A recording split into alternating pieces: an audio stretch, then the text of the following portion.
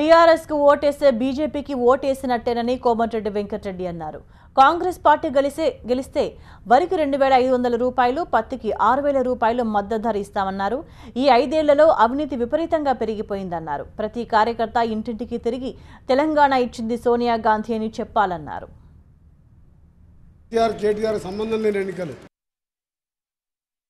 Congress party Modi మధ్యలో జరిగే ఎన్నికలు. మోడీ గారు 5 ఏళ్ల కింద నేను ఒక ఛాయ వాళ్ళని ఛాయ అమ్ముకొని బతికేవాడిని, నాకు అధికారం ఇవ్వండి, ప్రతి పేదవాడిని అకౌంట్లో 15 లక్షలు వేస్తాను, ప్రతి సంవత్సరానికి 2 కోట్ల ఉద్యోగాలు ఇస్తానని చెప్పి నానా మాటలు చెప్పి సామాన్యుని మేలు చేయలే. సామాన్యుని అడ్డు విరిచిండు, నోట్ల రద్దు అన్నాడు, జిఎస్టీ అని చెప్పిండు, మధ్యతరగతి వారికి భారం వేసిండు, డీజిల్ ధరలు, పెట్రోల్ ధరలు, గ్యాస్ సిలిండర్, ఆఖరికి వైశాఖాలకు సంబంధించిన డిఏపీ ధర కూడా ఇలా 1200 రూపాయలకు వచ్చింది.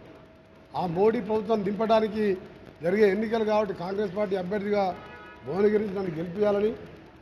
ఇక్కడ బీజేపీ లేదు కాబట్టి మీరు పొరపాటున టీఆర్ఎస్కి ఓటేస్తే బీజేపీకి ఓటేసినట్టే.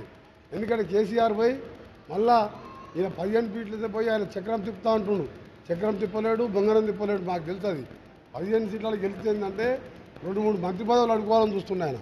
అందుకనే దయచేసి చెప్తున్నా, 2 సార్లు ఆయనకు ఓటేసిండు, మాయ మాటలు చెప్పిండు, దళిత ముఖ్యమంత్రి అన్నాడు, 3 ఎకరాలు అన్నాడు, డబుల్ బెడ్రూమ్ అన్నాడు, మంద రైతు బంధు అంటే వేసిండు, ఈవీఎం మిషన్లు మేనేజ్ చేసిండు. అందుకనే చెప్తున్నా మీకు, ఈసారి వేసే ఓటు ఆ ఢిల్లీ తల్లి సోనియా గాంధీ పోవాలి.